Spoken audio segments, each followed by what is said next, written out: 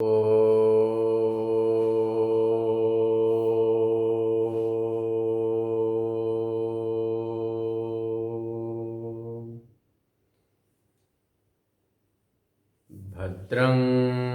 कर्णेभिः शृणुयाम देवाः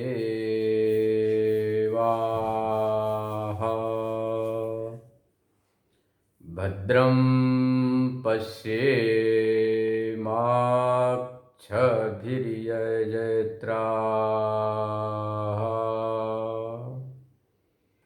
स्थिरैरङ्गैस्तुष्टुवागुंसस्तनूभिर्व्यसेमदेवहितं यदायुः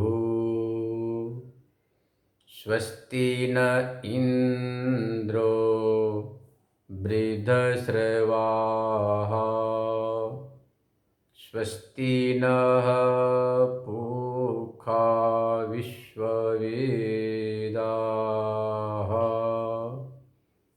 स्वस्ति नस्तार्क्ष्यो अरिष्टनेमिः स्वस्ति नो बृहस्पतिर्दधातु ॐ शान्ति शांति शांति। अथर्ववेदीय मांडुक्य उपनिषद के वैतथ्य प्रकरण का तीसरा श्लोक चल रहा है। पहले उच्चारण। अभावश्च रथादीनां श्रूयते न्यायपूर्वकम् वैतथ्यं तेन वै प्राप्तम् स्वप्न आहु प्रकाशितम् अभावश्च रथादीनां श्रूयते न्यायपूर्वकम् वैतथ्यं तेन वै प्राप्तं स्वप्न आहु प्रकाशितम्। आगम प्रकरण में श्रुति वाक्यों के द्वारा सत एकमेव द्वितीय ब्रह्म को सिद्ध किया, समझाया। उसी बात को यहाँ पर तर्क पूर्वक युक्ति पूर्वक भी समझा सकते हैं। इसके लिए यहाँ पर संपूर्ण जो पदार्थ हैं वे पारमार्थिकत्वेन मिथ्या है। वैतथ्य का अर्थ मिथ्या है। यह पूरा प्रपंच पारमार्थिकत्वेन वैतथ्य है, मिथ्या है। इस बात को समझाने के लिए वैतथ्य प्रकरण में युक्तियों के द्वारा समझाया गया है। तो यहाँ पर स्वप्न अवस्था, जो स्वप्नावस्था है, उसकी यहाँ पर युक्ति दे रहे हैं कि जिस प्रकार से रथादीनाम अभावच श्रूयते न्यायपूर्वकम, स्वप्नावस्था में रथ मतलब कि आज के जमाने का गाड़ी ले लो, घोड़ा ले लो, हाथी ले लो। आप जब सपना देखते हैं तो सपने में कुछ भी नहीं होता। सपना जो देखते हैं तो सपने में होता कुछ नहीं, पर सब दिखता है। आप बंद कमरे में अच्छी तरह सोए हुए होते हैं, बिस्तर पर पड़े होते हैं। आप अपने संकल्प से ही, मनोव्यापार से आप क्या बना लेते हैं? रथ बना लेते हैं, सुंदर मकान बना लेते हैं, शरीर बना लेते, शरीर भी आप सृजन कर लेते हैं। स्वप्नावस्था के शरीर का, मन का, इंद्रियों के भी सर्जक, निर्माता आप ही हैं, प्रोडक्शन करता आप ही है। मन भी बन जाता है। कई बार सपने में अनुभूति होती है कि यह जो सपना देख रहा हूँ इसका फल शुभ या शुभ, तो स्वाप्निक मन के द्वारा ही निर्णय हो जाता है कि इस सपने का फल शुभ है। यहाँ तो आपका मन सुप्त, और वहाँ एक नया मन हुआ। उस मन के द्वारा, जिस मन के द्वारा आप मनोव्यापार के द्वारा मन दृश्य हो गया, सपना देख रहे, एक और काल्पनिक मन है, उससे निर्णय कर लिया कि सपना का फल शुभ है। ऐसा होता है कई बार। देखो, स्वप्नावस्था में कुछ नहीं है, परंतु सब कुछ आप अपने कल्पना से, संकल्प से निर्माण कर लेते हैं, और जगने के बाद उपलब्ध भी नहीं होता है। सपने में इतने सुंदर आपने जो रथ बनाया, मकान बनाया, महल बनाया, और महल बनाकर आपने जो वहाँ पर क्रीड़ा किया, विहार किया, राजा बन गए, राजा बनकर आपने न्याय किया, धर्माधर्म की चर्चा करते हैं, ये सत्य, यह सत्य है। स्वप्नावस्था में सत्संग भी होता है। स्वप्नावस्था में अपने भगवान को ही बना लेते हैं, भगवान का दर्शन करते हैं। आज निर्जला एकादशी है, भगवान नारायण के सपने में आप दर्शन करते हैं, श्रीहरि का दर्शन करते हैं, महादेव का दर्शन करते हैं। तुलसी दल से श्रीहरि की पूजन करते हैं, तो बिलपत्र से भगवान शंकर की पूजन करते हैं। सपने में आप खूब देखते हैं, पर आँख खुलने के बाद कहीं कुछ नहीं। स्वप्नावस्था के रथादि का, पदार्थों का जागृत काल में अभाव, ऐसे ही जागृत कालीन जो पदार्थ, इसका स्वप्नावस्था में अभाव है। दोनों में समानता है, दोनों में समानता, इसलिए स्वप्नवत जागृत के पदार्थ भी वैतथ्य हैं, मिथ्या हैं, बाधित हो जाते हैं। वैतथ्यम तेन वही प्राप्तम स्वप्ने आहो प्रकाशितम, ऐसा ब्रह्मज्ञानी बड़े बड़े तत्ववेत्ता लोग कहा करते हैं। तो वास्तव में जो भी आपको जागृत प्रपंच दिखाई पड़ रहा है, यह प्रतीति मात्र है, वास्तविकता कुछ भी नहीं है। यदि वास्तव में कुछ होता तो उपलब्ध होना चाहिए। आप अपने जीवन में बचपना से जवानी, जवानी से बुढ़ापे तक आनंद को ढूंढ रहे हैं, रस को ढूंढ रहे हैं, शांति को ढूंढ रहे हैं, परंतु मिलती नहीं है। नहीं तो कहाँ से शांति मिलेगा, आनंद मिलेगा? प्रतीति मात्र है। जिस प्रकार ग्रीवास्थ जो आपका मुखारविंद है, उसकी प्रतीति होती है दर्पण में, शीशे में, आईना में, पर उपलब्धि आपके गर्दन के ऊपर है। ऐसे सच्चित आनंद तो परमात्मा का स्वरूप है। दर्पण में, शीशे में तो उसकी प्रतीति है, भासमानता है, और प्रतीति इतनी अच्छी होती, उतना अच्छा वह आपके गर्दन का मुख देखने से आपको कई बार लगता नहीं। पर सच्चाई तो है कि जो प्रतीति है वह मिथ्या है, काल्पनिक है, भासमान है, कोई सत्ता नहीं, अनिर्वचनीय है। ऐसे जगत में जैसे कि शीशे में सारा नज़ारा प्रतीत हो रहा, पर लेने जाओ तो कुछ नहीं। शीशे में बड़े सुंदर दशहरे आम दिखाई पड़ रहे हैं, केला दिखाई दे रहा है, परंतु उससे काम नहीं चलेगा। भूख को शांत करना है तो आपको बाजार में जाकर केला खरीदना पड़ेगा, तभी जाकर जो है ना उससे आपकी भूख शांत होगी। प्यास लगी तो पीने के लिए बाह्य जल की आवश्यकता पड़ेगी, न कि शीशे के जल से तृप्ति होगी। ऐसे जो जगत में सत्य चित आनंद की प्रतीति हो रही है कि महाराज इतना सारा ढेर धन कमा लो, बड़ा बड़ा मठ बना लो, मंदिर बना लो, आश्रम बना लो, गौशाला बना दो, हैं औषधालय बना लो, हाँ मकान बनाओ, महल बनाओ, होटल बनाओ, क्लब बनाओ, बगीचा बनाओ, इससे मेरा बहुत नाम होगा, हमारी सत्ता बरकरार हो जाएगी। लोग कहते हैं ना कि मरने के बाद हमारे नाते पोते संतति याद करे कि हाँ दादा परदादा कोई था, इतना सुंदर अच्छा बना गया। कोई याद नहीं करने वाला।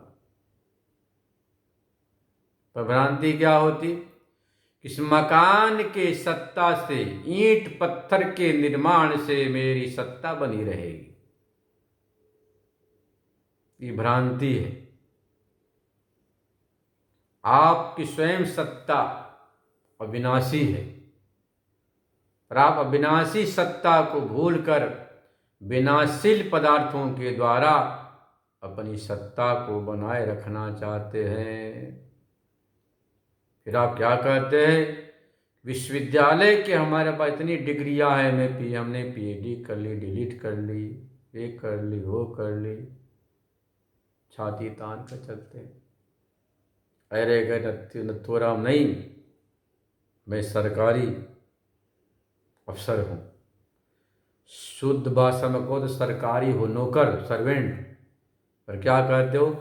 अरे तुम सही सचमुच में सेवक होते, सेवक का कोई तनख्वाह नहीं लेता, पैसा नहीं लेता है, पर अपने सैलरी के लिए बार बार हड़तालें किया करते हो और कहते हो कि मैं पढ़ा लिखा अफसर हूँ, प्रोफेसर हूँ, मास्टर हूँ, टीचर हूँ, डॉक्टर हूँ। किस बात का? विधायक हूँ, सांसद हूँ, सब शुद्ध नौकर हैं। ये जो पैसा लेकर काम करे उसे कहते हैं भाइयों नौकर, और जो निस्वार्थ भाव से करे उसको सेवक कहते हैं। सेवक का स्थान बहुत ऊंचा होता है, महान होता है, पर नौकर तो पैसे से बिका होता है। इस कंपनी ने 1000 दिया, वहाँ 10,000 मिला तो यहाँ से वहाँ चला जाएगा। वो तो पैसे ही का दास। आपने एक कहानी सुनी होगी। एक बार बादशाह के दरबार में कोई बैगन लेकर आया,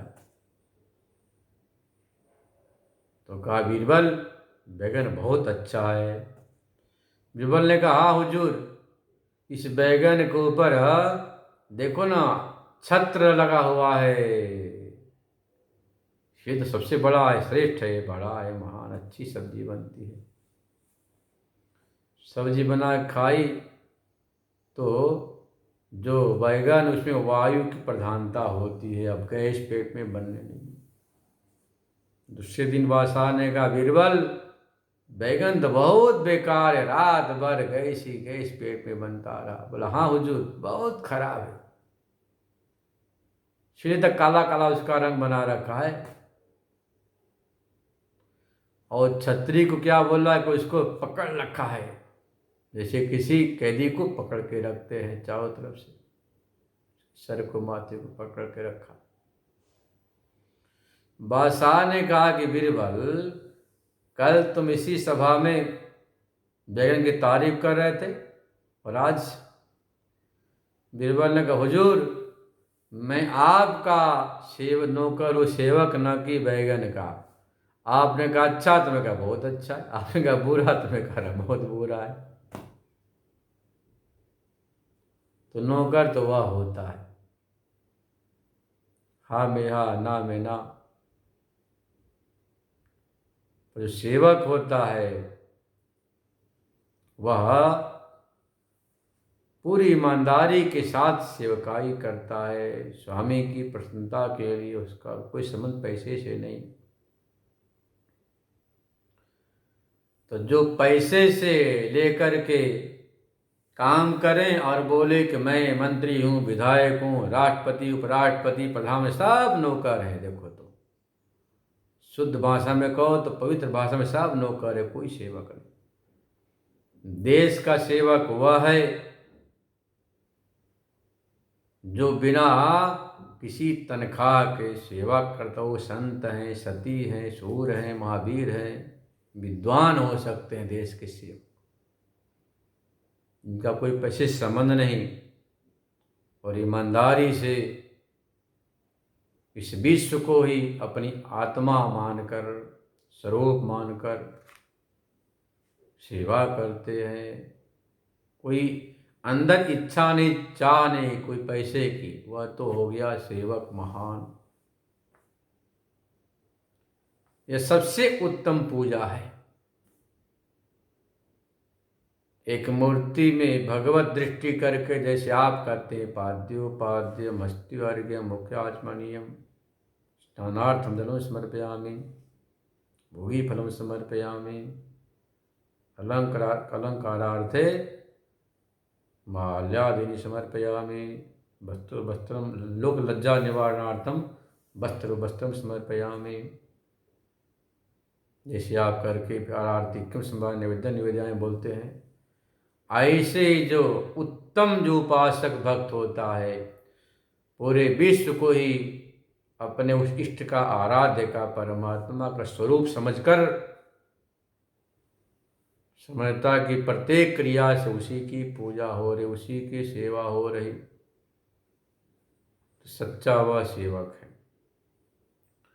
तो नारायण यहाँ बता रहे कि यह संसार वैतथ्य कैसे, जिस प्रकार सपने के जो पदार्थ होते हैं, उन स्वाप्निक पदार्थों का अभाव जागृत में है। सपने में आप बन जाते हैं राजा, महल बना लिया, पर जगने के बाद कहीं कुछ नहीं। तो स्वाप्निक पदार्थों का जैसे कि जागृत में बाद हो गया तो मिथ्या कहते हैं आप, झूठा है, कोई मतलब नहीं। आप सोचते भी नहीं, कहते भी नहीं, चिंतन भी नहीं करते, सपना आया राम गया राम।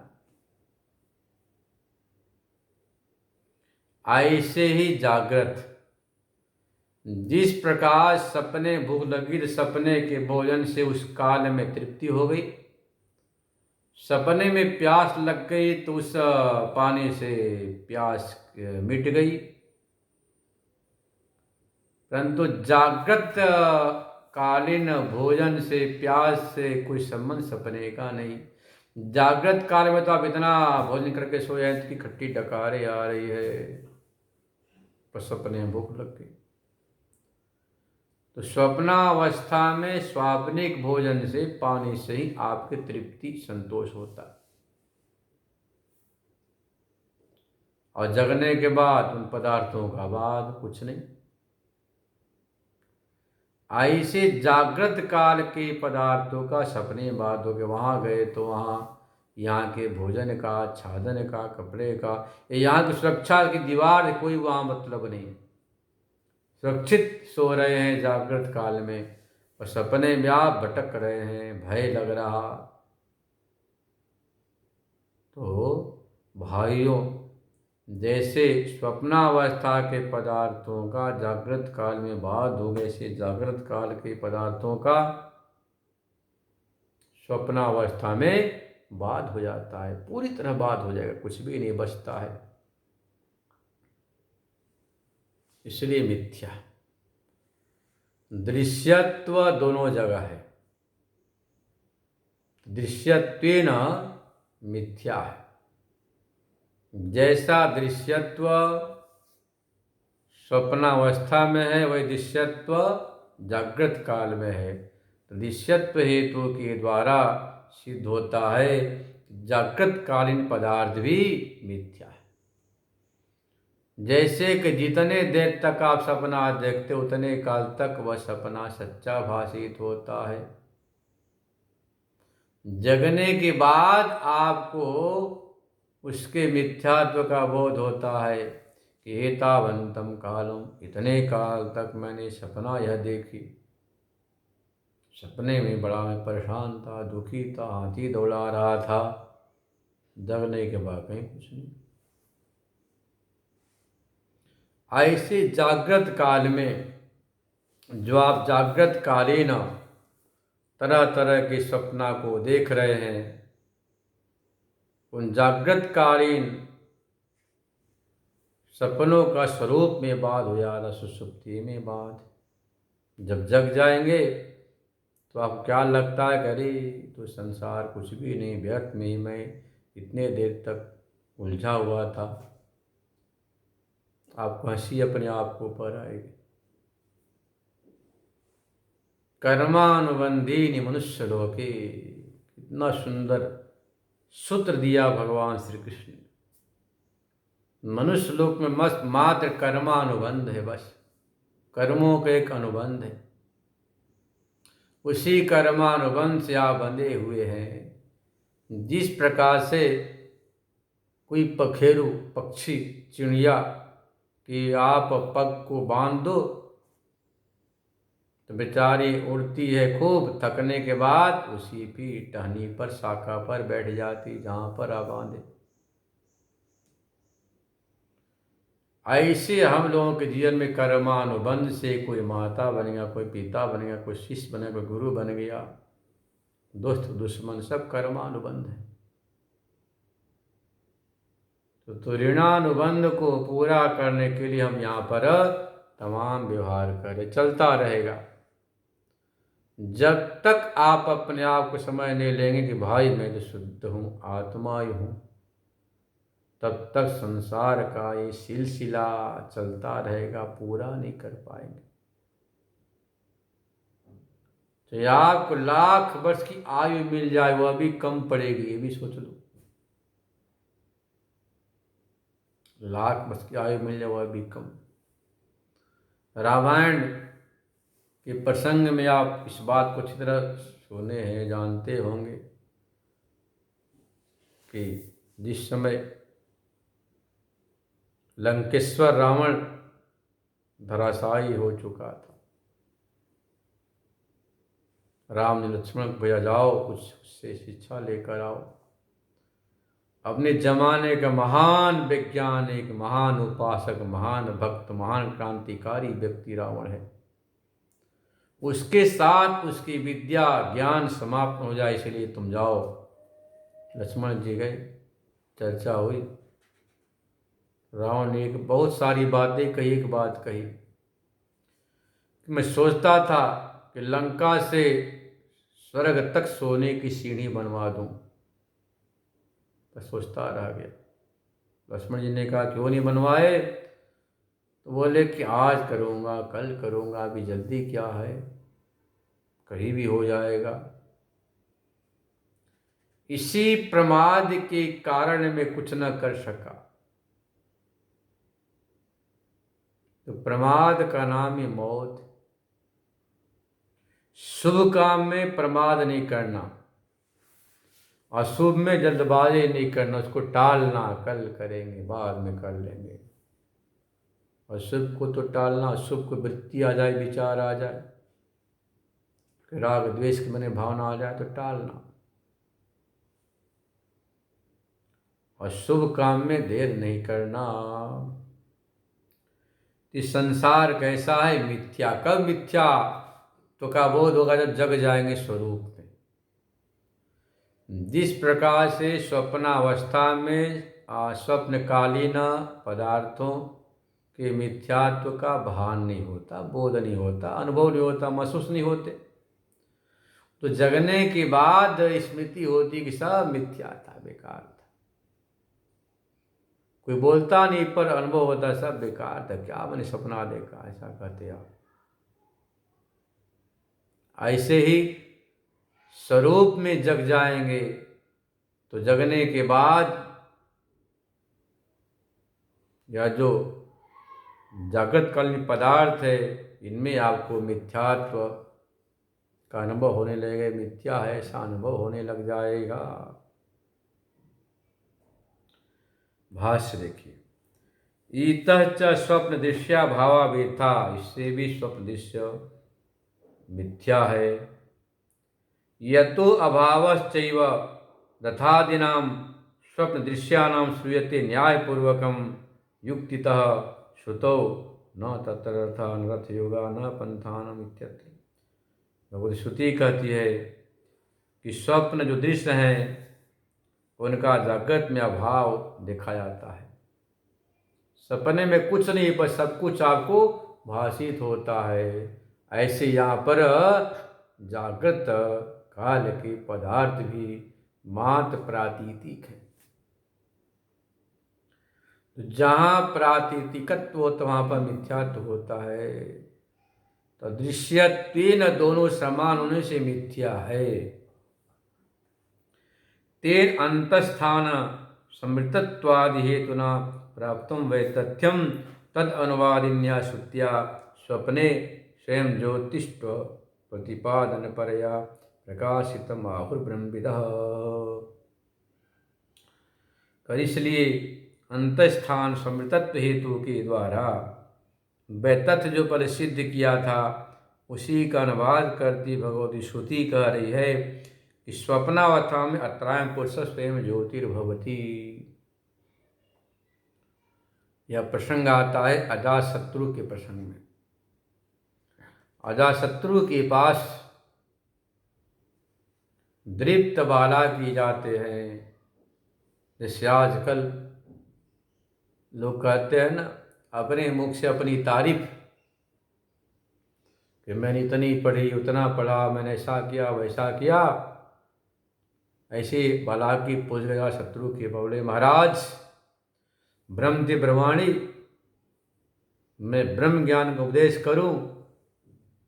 शत्रु बड़े महान राजा थे। बोले आप इसके लिए धन्यवाद है। लोग तो जनक के पास जाते हैं ज्ञान सीखने, सुनने, दान लेने। आज आपने मुझे जनक के समान सम्मानित किया कि ब्रह्म ब्रह्माणी श्रवण कराइए। बेचारे बला की जितना उपदेश करते सारा उपदेश अपर ब्रह्म का होता। राजा बोलते मामा संबधिष्ठा, आप मत बोलो मैं जानता हूँ ये चीज। अंत में बाला के बोले महाराज आप ही मुझे कुछ उपदेश करो, समझाओ। तब जा करके अजातशत्रु एक सोए पुरुष के पास ले जाते हैं और वहां ले जा करके वहां पर की उससे हिलाकर जगाते हैं। बृहत पांडरवासा श्रमो राजन, इन शब्दों के द्वारा। जब नहीं जगता है तो हिला हिला कर जगाते हैं। अब पूछते हैं बताओ कायम पुरुष है, पुरुष कहाँ था? तो समझाते हैं अजातशत्रु बालाकी को अत्रायम पुरुष स्वयं ज्योतिर्भवती। स्वप्नावस्था पुरुष स्वयं ज्योति, स्वयं प्रकाश था। उसी की सत्ता सबको देख रहा। वहां पर चंद्रमा की चांदनी, न सूर्य का प्रकाश, न अग्नि की ज्वाला, कुछ नहीं। स्वप्नावस्था में न चंद्रमा की चांदनी है, न अग्नि की ज्वाला, न सूर्य का प्रकाश, न आपके टिमटिमाती आँख की रोशनी, आँख भी बंद। फिर कैसे देखा? स्वप्न पदार्थ। तब कह दिया अत्रायम पुरुष स्वयं ज्योतिर्भवती, उसी के द्वारा अनुभव किया। हालांकि जागृत अवस्था में भी वही आत्मसत्ता चैतन्य है, पर जागृत में बहुत सारी रोशनियां हैं। सूर्य है, चंद्रमा है, आँख है, अग्नि है, तारे हैं, विद्युत है। इसलिए अलग करके समझाना जरा कठिन था, इसलिए स्वप्नावस्था में जाकर समझाया। कोई बता रहे स्वयं ज्योतिष्व प्रतिपादन परया प्रकाशितम आहुर ब्रह्मविद ब्रह्म ज्ञानी, ऐसा कहते स्वयं प्रकाश वह जो है आपकी आत्मा स्वयं प्रकाश है। अंतस्थानातु भेदानां तस्मात् जागरिते स्मितम्, यथा तत्र तथा स्वप्ने संवृतत्वेन भिद्यते।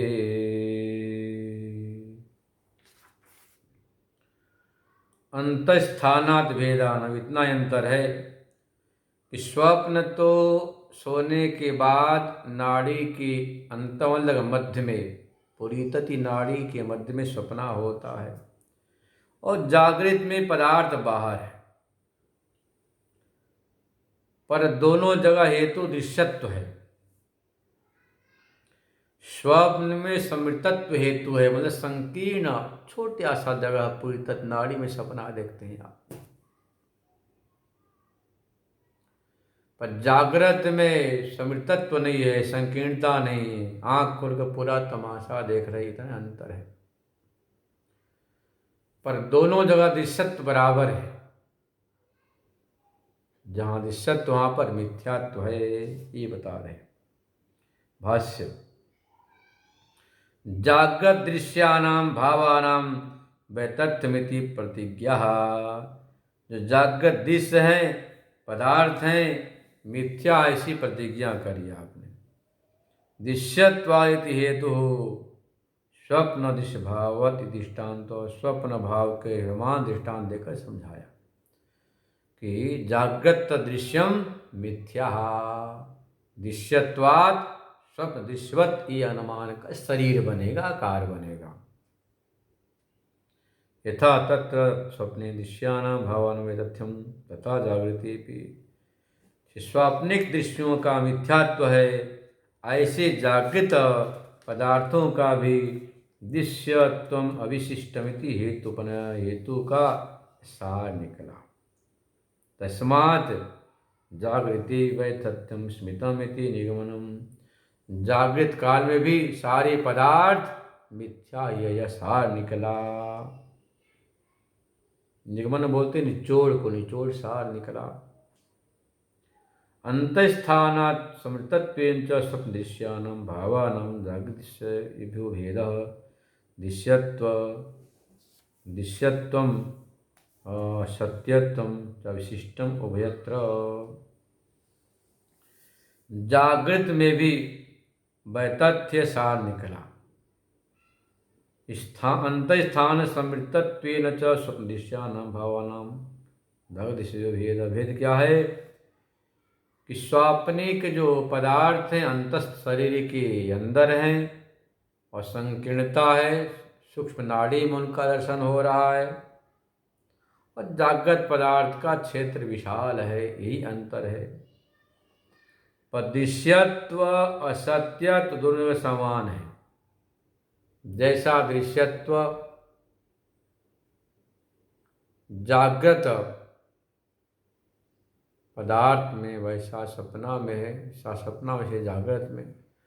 तो स्वप्नवत जागृत कालीन पदार्थ भी मिथ्या ही है, यह इससे सिद्ध हुआ। पांचवा, स्वप्न जागरिते स्थाने एकं बाहुर्मनीषिणः भेदानामि समत्वेन सिद्धेनैव हेतुना। स्वप्न जागरिते स्थाने एकं बाहुर्मनीषिणः भेदानामि समत्वेन प्रसिद्धेनैव हेतुना। स्वप्न जागृत जो स्थान है, एकम बाहुर मनीषिणा, ब्रह्म ज्ञान उनको एक ही कहते हैं। भेद भी समान, सत्य भी समान है, इसलिए मिथ्या है। विचार कर देखा जाए तो जैसा कि स्वाप्निक पदार्थों में एक दूसरे का भेद है, दृश्यत्व है, जड़त्व है, परिच्छिन्नत्व है। वैसा जागृत पदार्थों का है। दोनों में समता होने के कारण से हम देखें तो वह कैसा मिथ्या ही है। मिथ्यात्व सामान्य है। विचार कर हम देखते हैं यदि, तो स्वाप्निक पदार्थ जिस प्रकार से दृश्यत्व, जड़त्व, परिच्छिन्नत्व से घिरा हुआ है, ऐसे ही जागृत पदार्थ में दृश्यत्व है। परिच्छिन्नत्व मतलब कि एक सीमा से बंधा हुआ है, एक देश से जुड़ा हुआ है, एक काल से संबंधित है, दूसरे काल में उसका विनाश हो जाता है। तो स्वप्न जो पदार्थ है, जो स्वाप्निक पदार्थ है, उसके समान दृश्यत्व है, जड़त्व है, परिच्छिन्नत्व है। इसलिए जागृत पदार्थ भी सपने के समान मिथ्या है। अब भाषित मिथ्यापने का क्यों नहीं हो रहा है, उसके मिथ्यापने का बोध क्यों नहीं हो रहा है, ये बता रहे। पर जैसे आप सपने में क्या होता है कि आप अपने ही संकल्प से, अपने ही मनोव्यापार से राजा बन गए, बड़ा भारी राजा बन गए, राज्य बना लिया, सिंहासन बना लिया, सेना बना लिया। सेना बनाने के बाद फिर आप राज्य करने लग जाते हैं। तो राज्य में बड़ा आनंद आता है, आनंद में आप मस्त हो जाते हैं। 4 घंटे 5 घंटे तक कुछ भी भान होता ही नहीं। यह जो जागृत काल में आप तो थे बिल्कुल झोपड़ पट्टी में, गरीब में थे, मिट्टी के मकान में थे। पर स्वप्नावस्था में जो आपने अपने को राजा बना लिया, महाराज बन गए, राजेश्वर बन गए, ऐश्वर्य से आप संपन्न हो गए, आप बिल्कुल आनंद में मग्न हो गए। उसका भान बिल्कुल ही आपको जो है ना नहीं होता। जैसे आँख खुली, आँख खुलने के बाद आप क्या देखते हैं कि मैं तो बिस्तर पर पड़ा हुआ हूँ। देखो, सपने में आप राजा महाराज बन गए थे, ऐश्वर्य से समृद्ध हो गए थे, संपन्न हो गए थे, परंतु जगने के बाद जस का तस। जैसे स्वाप्निक जो दृश्य है, जो स्वाप्निक जो पदार्थ है, स्वाप्निक जो ऐश्वर्य है, वो स्वाप्निक दृश्य पदार्थ ऐश्वर्य का बाद हो गया जगने के बाद। ऐसे जब स्वरूप में आप जग जाते हैं, आत्मज्ञान होता है, जब वेदांत दृष्टि जीवन में आ जाती है, वेदांत दृष्टि आते ही फिर अब आपके जीवन में जागृत कालीन जो ऐश्वर्य है उसका महत्व नहीं रहता, ऐश्वर्य का आकर्षण नहीं होता। आप रहेंगे उसी व्यवस्था में, प्रारब्धानुसार आप उसी अवस्था व्यवस्था भले रहें, परंतु वह जो आपके अवस्था व्यवस्था ऐश्वर्य है आपको बांध नहीं पाएंगे। क्योंकि आपको बोध हो गया यह एक जागृत काल का जो ऐश्वर्य है, पदार्थ है, संसाधन है, यह कुछ काल के लिए है।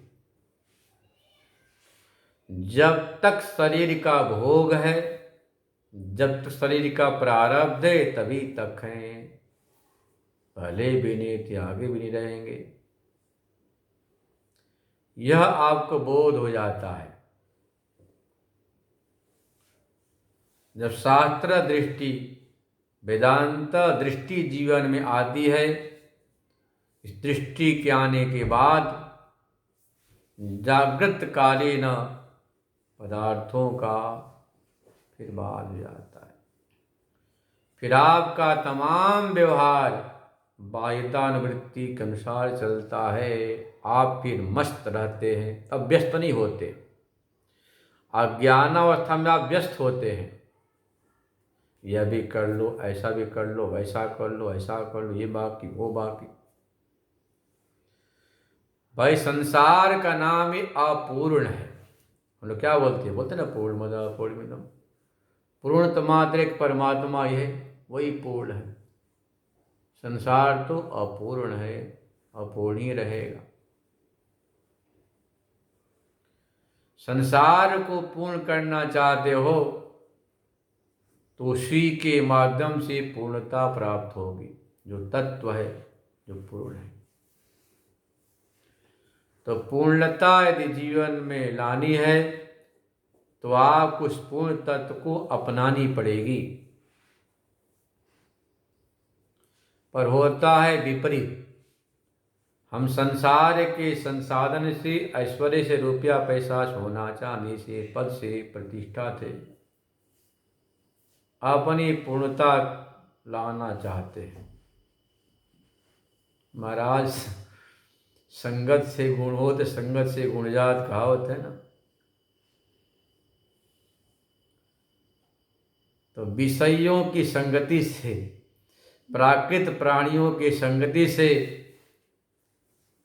जो परम निवृत्ति परायण विरक्त विद्वान संत है, उनमें भी संग का रंग चढ़ जाता है। ये भी बुढ़ापे में अपने नाम के आगे पीछे महामंडलेश्वर जाने क्या क्या विशेषण लगा करके अपनी पूर्णता प्रतिष्ठित करना चाहते हैं। उपनिषद में स्पष्ट आता है, याज्ञवल्क्य जी कहते हैं, स्वे महिम्नि नवा महिम्नि। गार्गी ने पूछा, भगवान बताओ ब्रह्म ज्ञान किसमें प्रतिष्ठित होता है? संसारी जीव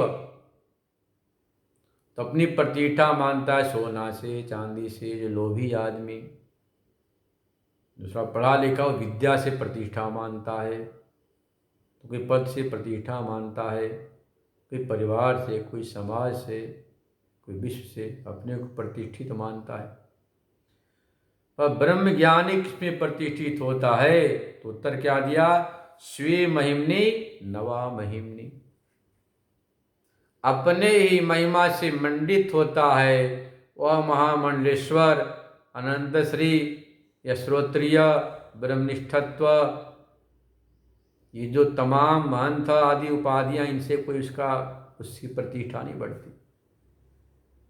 पर संगत का रंग चढ़ जाता है ना, वो भी आपकी संगति से होता है। आप क्या समझते हैं कि जिसकी पूंछ महामंडलेश्वर लगी हो, पूंछ महंत की हो, वो बड़ा महात्मा हो, तो वो भी पूंछ जोड़ लेता है हनुमान जी की तरह से। महामंडलेश्वर का, महंत का पूंछ लगा। देखो पूंछ बोलते प्रतिष्ठा को, वैदिक शब्द है ब्रह्म पुच्छम प्रतिष्ठा। जो पुच्छ शब्द है बड़ा आदरणीय है, ब्रह्म पुच्छम प्रतिष्ठा।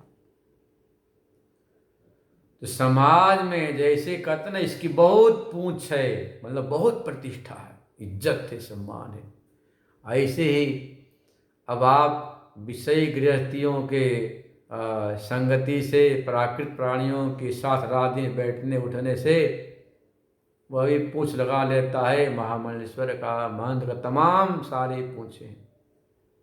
अब तो इतना है नहीं, अब तो लगा लगे PhD डिलीट भी लगाने लगे अपने नाम के आगे, जो विरक्त निवृत्ति परायण।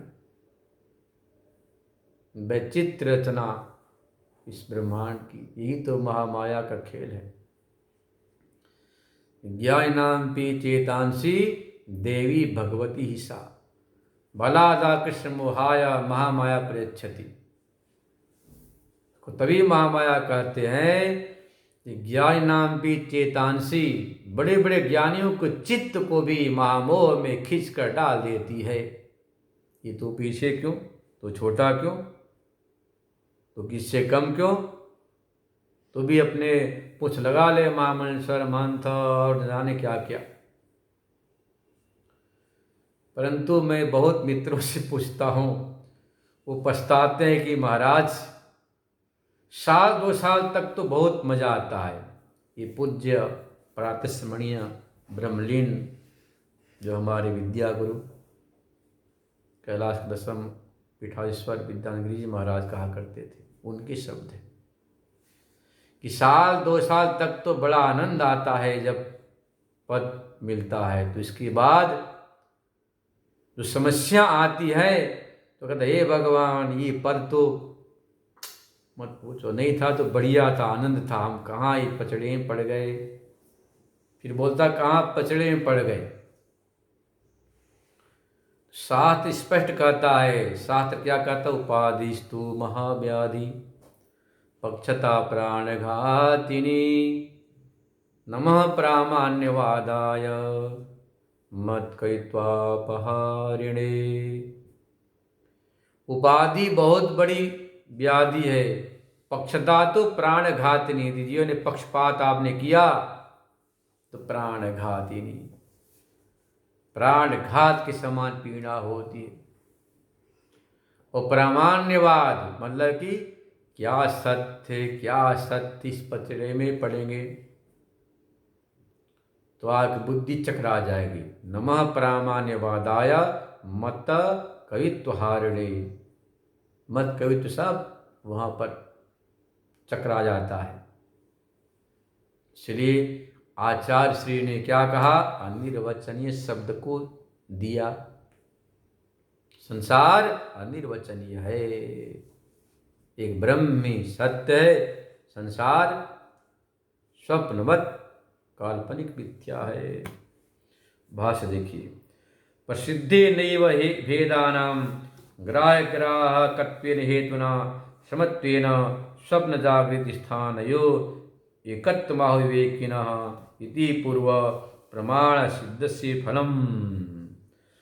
जो प्रसिद्ध हेतु है दृश्यत्व, उसके द्वारा सिद्ध कर दिया गया कि भाई जैसा दृश्यत्व स्वप्न में, वैसा दृश्यत्व जागृत होने से यह मिथ्या है। मिथ्या का मतलब भाइयों झूठा मत समझ लेना, मिथ्या सद पारिभाषिक है। सद भिन्नत्व मिथ्या है, जो सद से भिन्न हो, जिसकी पारमार्थिक सत्ता न हो वह मिथ्या होता है। ऐसा नहीं कि झूठा मान लो कि अपने यहाँ सत्य से बड़ा कोई पुण्य नहीं, असत्य से बड़ा कोई पाप नहीं। इसलिए लोग मिथ्या शब्द की परिभाषा को न समझने से आरोप प्रत्यारोप करते हैं। बहुत परिभाषाएं की मिथ्या शब्द का।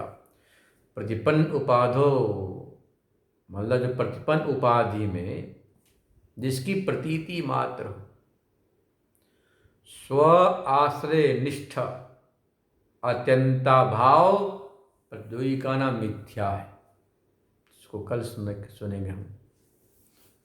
ओम पूर्णमद पूर्णमिदं पूर्णात्